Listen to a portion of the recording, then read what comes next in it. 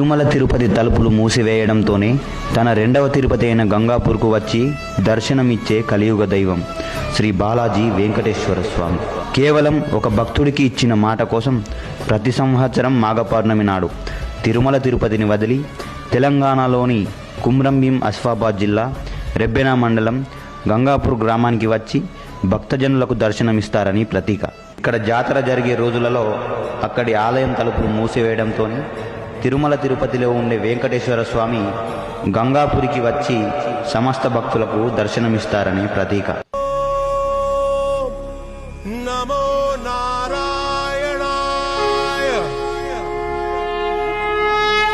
ఈ ఆలయం నందు ప్రతి ఏటా 3 రోజుల పాటు జాతరను నిర్వహిస్తారు. దీనిలో మొదటి రోజు స్వామివారి కళ్యాణం, రెండవ రోజు రథోత్సవం, మూడవ రోజు నిత్య పూజలతో జాతర ముగుస్తుంది. కోరుకున్న వారికి కొంగు బంగారమై, నిండు మనస్సుతో మొక్కిన వారికి నీడల్లే వచ్చి అభయాస్తంతో ఆదుకునే కలియుగ దైవం గంగాపురి నివాసుడు శ్రీ బాలాజీ వెంకటేశ్వర స్వామి.